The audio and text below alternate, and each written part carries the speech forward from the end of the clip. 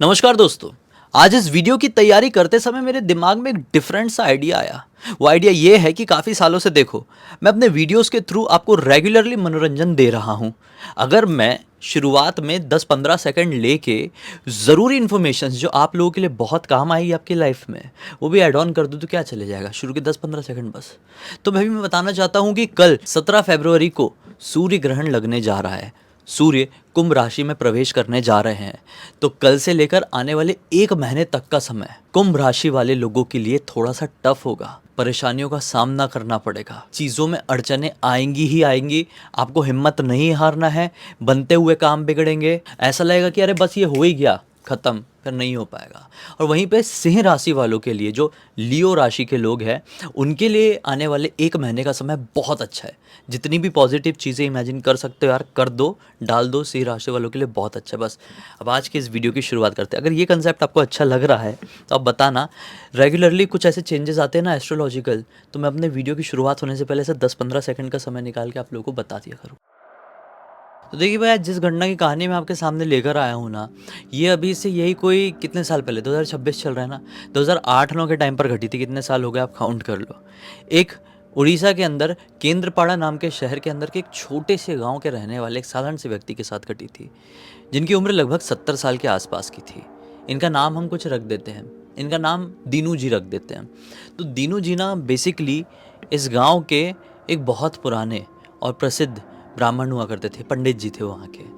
किसी के घर में भी कोई पूजा, शादी, ब्याह कुछ भी होता था तो वहाँ पर दीनू जी पूजा पाठ कराने के लिए जाया ही करते थे। हवन कराने के लिए, जो भी कथा वथा रहती थी, सब कुछ करवाने के लिए इन्हीं को आमंत्रण दिया जाता था कि ये जाएं और वहाँ पर किसी भी चीज़ का शुभारंभ करें।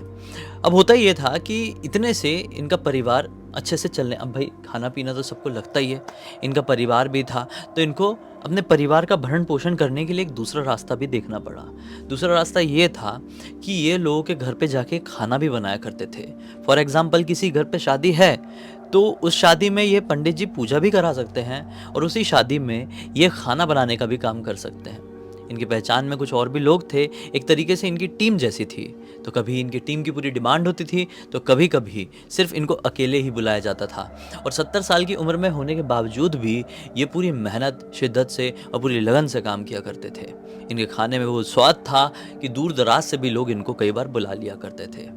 एक बार की बात है, इनके उस समय ना इनके पास कोई बाइक वगैरह नहीं थी, ये बाइक वगैरह नहीं चलाते थे, ये साइकिल चलाते थे। एक बार इनको ना अपने गांव के बाजू वाले गांव से एक निमंत्रण आता है कि हमारे घर पे एक फंक्शन होने वाला है, उसके लिए आप खाना बनाने के लिए आ जाइए। इन्होंने पूछे भी कि मेरे साथ जो लोग हैं वो भी आएँ या फिर मैं अकेला हूँ। तो बोला गया कि नहीं, बाकी सारे लोग हैं, खाली हमको आपके हाथ की कुछ स्पेशल चीज़ें ही खानी हैं, तो आप ही आके बना के जाइए, सिर्फ एक ही दिन का काम है। इन्होंने सोचा कि ठीक है, चलो, पैसे वैसे सब अच्छे हैं और ज़्यादा दूर भी नहीं जाना है, मैं हाँ कह देता हूँ। आखिरकार वो वाला दिन आया जब इनको बाजू वाले गांव में निकलना था।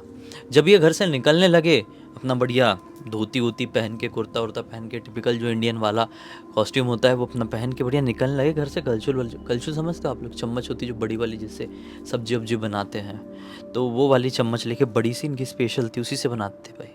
किसी और का वाली, मतलब जिनके घर पे जा रहे हैं ना, उनका बर्तन यूज़ नहीं करेंगे, वो अपनी वाली चम्मच लेके जाते थे, उसी से बनाते थे। तो बड़ी वाली लेके जैसे अपने घर के बाहर निकले ना, तो इन्होंने अपनी साइकिल की तरफ देखे। इनका दिमाग ही ख़राब हो गया, क्या है, साइकिल पंचर कैसे पड़ी हुई है। इस समय दोपहर के लगभग 12 साढ़े 12 बज रहे थे।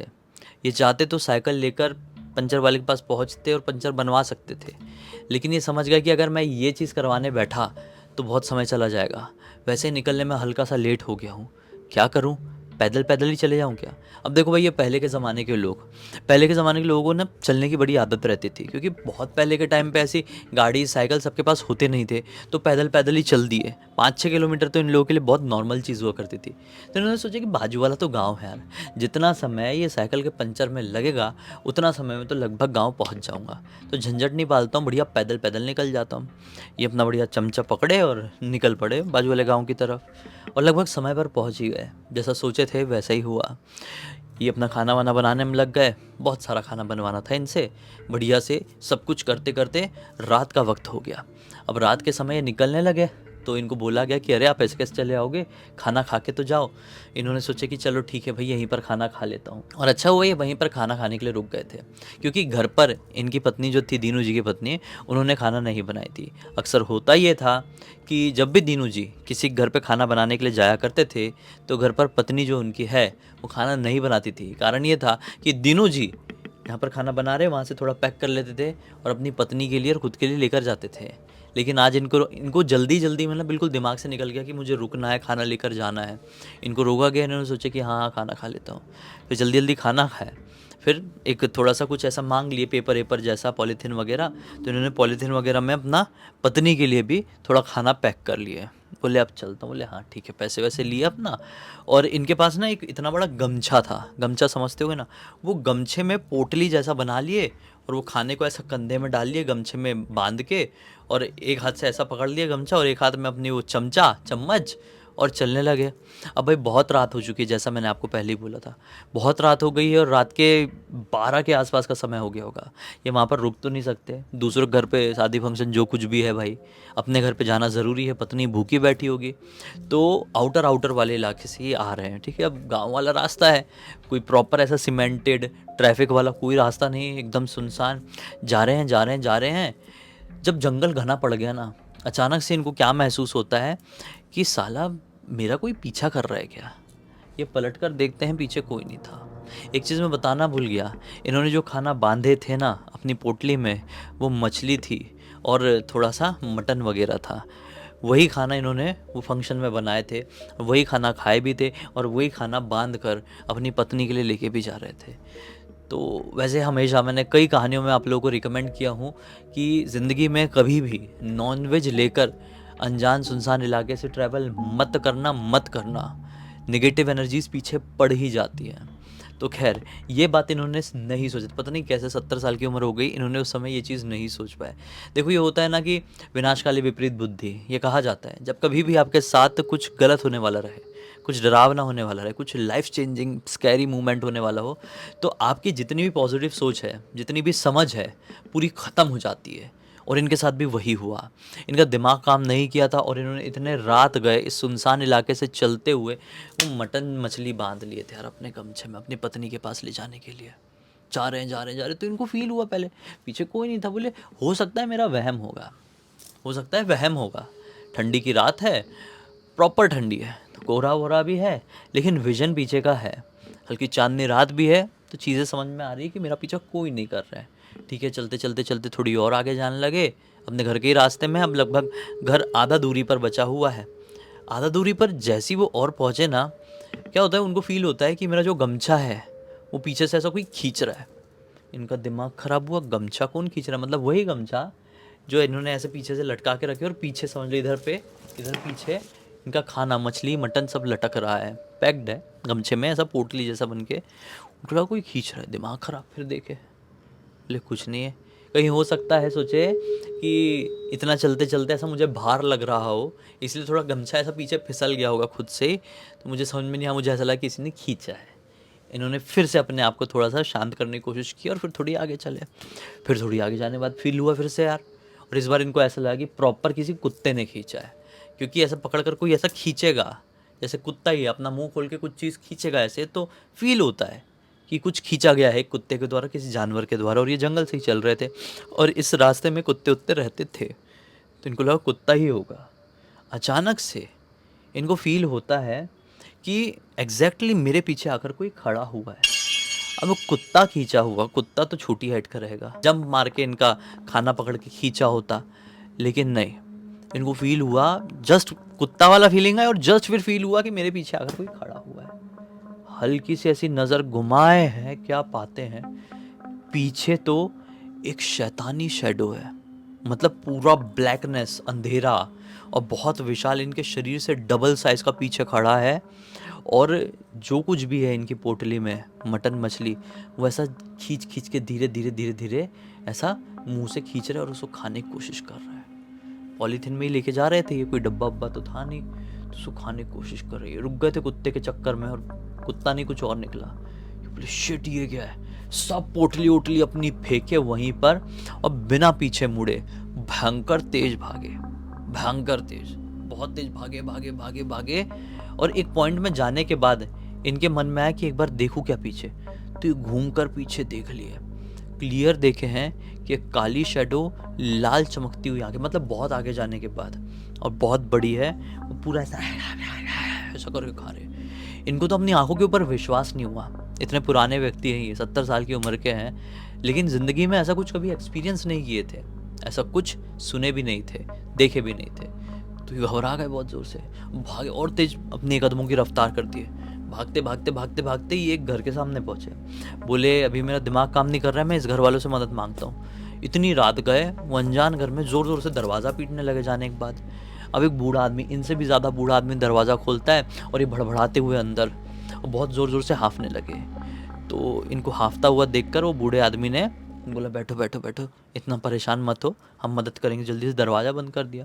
फिर वो बूढ़े आदमी की पत्नी इतने में पानी लेकर आ गई, इनको पानी वानी पिलाए हैं। हाँ, इनका हाथ वाथ बहुत ठंडा हो गया था, तो बूढ़ा आदमी इतना अच्छा बेचारा, इनका हाथ वाथ ऐसा थोड़ा सा वो कर दिया, जैसे गर्म करने के लिए ऐसा ऐसा नहीं कर दे क्या, वो किया। और फिर पूछा वो बूढ़े आदमी ने इनसे कि अरे क्या हो गया भाई साहब, आप इतना भागते हुए क्यों आए? तो दीनू जी ने पूरी बात बताई कि ऐसा ऐसा ऐसा ऐसा हुआ है। तो फिर बूढ़ा आदमी बोलता है क्या बात कर रहे हैं आप, ये तो मतलब बहुत सारे लोगों के साथ हुआ है, फिर ये चीज़ अचानक से बंद हो गई थी, ये फिर से आपको कैसे दिखाई दे रहा है?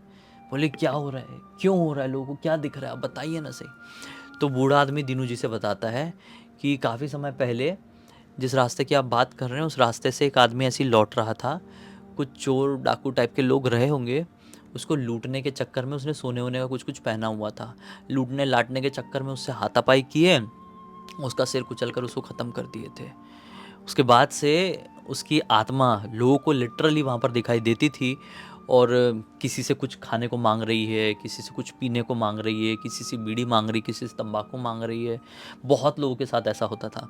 फिर आसपास के सारे लोगों ने इकट्ठा होकर वहाँ पर एक बहुत बड़े तांत्रिक बाबा को बुलाए, और उनसे तांत्रिक बाबा से 13 दिनों तक वहाँ पर अनुष्ठान करवाए। उसके बाद से वो एंटिटी वहाँ पर दिखना बंद हो गई थी, यहाँ तक कि हमने खुद एक बार उसको देखे थे और बहुत बुरी तरीके से भागे थे, लेकिन फिर वो कम्प्लीटली ख़त्म हो गया। अभी आज आपको कैसे दिखाई दिया समझ में नहीं आया। तो दीनू जी बोलते हैं कि अब पता नहीं, वो तो भगवान ही जाने मुझे कैसे क्या दिख गया, लेकिन अभी मेरी हिम्मत नहीं है घर जाने की।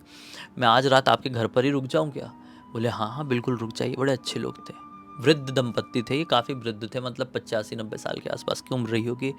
बोले हाँ हम अकेले रहते, कोई चिंता वाली बात नहीं, आप यहाँ पर सो जाओ, हम अंदर सोते हैं वैसे भी। तो उन्होंने चटाई वटाई बिछाकर वहाँ पर सो गए। फिर अगला दिन निकला, और सुबह सुबह ही अपने घर पर। सुबह सुबह जब घर पर पहुँचे तो इनकी पत्नी बड़ी परेशान थी। इनकी पत्नी की भी उम्र हो चुकी है ना ज़्यादा, अभी ये भी 70 साल के, तो उनकी पत्नी बड़ी परेशान, और रात भर से सोई नहीं है। रो रो के उनका बुरा हाल हो गया, क्योंकि यहाँ पर इनके पति के अलावा इनके साथ कोई नहीं रहता था, दीनू जी और उनकी पत्नी ही रहते थे। तो ये गए और बोले अरे इतने घबराओ मत, रो मत, मेरे साथ क्या क्या हुआ मैं बताता हूँ, मैं समझ लो मौत के मुँह से निकल कर आया हूँ। दीनू जी ने अपने पत्नी से बोले। तो पत्नी और सुन के और डर गई और रोने, बोले अरे सुनो तो क्या क्या हुआ। फिर उन्होंने पूरी बात बताया, पूरी पूरी बात बताया। पत्नी बोलती है इनकी अगर ऐसी बात है तो आप काम धंधा करने इतनी दूर दराज के इलाके में नहीं जाएंगे। आप एक काम कीजिए भला, आप पहले पूजा पाठ कराइए, फिर ये इसी गांव के एक और बड़े पुजारी जी के, जो महंत ज़्यादा उम्र के लोग होते हैं ना बहुत, देखो नॉर्मल पुजारी जी लोग बहुत सारे होते हैं, लोगों के घर पे कथा पूजन कराने के लिए चले गए, लेकिन कुछ कुछ ऐसे पुजारी होते, कुछ कुछ ऐसे बाबा लोग होते हैं ना, जो सन्यासी टाइप के हो जाते हैं, काफ़ी सालों से, मतलब 100-100 साल की इनकी उम्र रहती है, और छोटे छोटे गाँव में, पहाड़ी इलाकों में वो यहाँ पर विचरण करते हैं। तो वैसे ही एक बाबा, वैसे ही एक संत टाइप के इनके गांव के आगे तरफ रहते थे। तो वहाँ पर गए हैं, उनके पूरी बात बताए, तो फिर उन्होंने पूजा वूजा किए, इनके घर पर आकर इनके साथ बैठकर, और फिर इनके जान में जान आई। फिर कुछ समय बाद इनके जो 2 पोते हैं, जो कि इनके गांव से यही कोई 7-8 किलोमीटर आगे रहते थे, तो इनके दोनों पोते, एक का नाम था सत्या और एक का नाम था बंटी, ये दोनों छोटे बड़े भाई अपने दादाजी के घर पर आते हैं। फिर दादाजी ने पूरी पूरी बात सत्या को बताए, और फिर सत्या ने बंटी को वापस से अपने शहर, अपने गांव लौटने के बाद बताया, क्योंकि बंटी को सत्या बताया होता तो बंटी का ऐसा था कि अरे सत्या भाई मुझे भी वहाँ पर जाना है, मुझे भी वहाँ पर जाना है, और फिर अगर बंटी भी वहाँ पर जाता अपने भाई को लेकर ज़बरदस्ती, तो कुछ का कुछ हो जाता है। इसलिए सत्या ने थोड़े समय बाद अपने भाई बंटी को बताया। फिर बंटी ने हमें इंस्टाग्राम पर लिख कर भेजा, बोला भाई आप पूरी दुनिया को बताओ कि ऐसी ऐसी चीज़ें भी एग्जिस्ट कर रही है।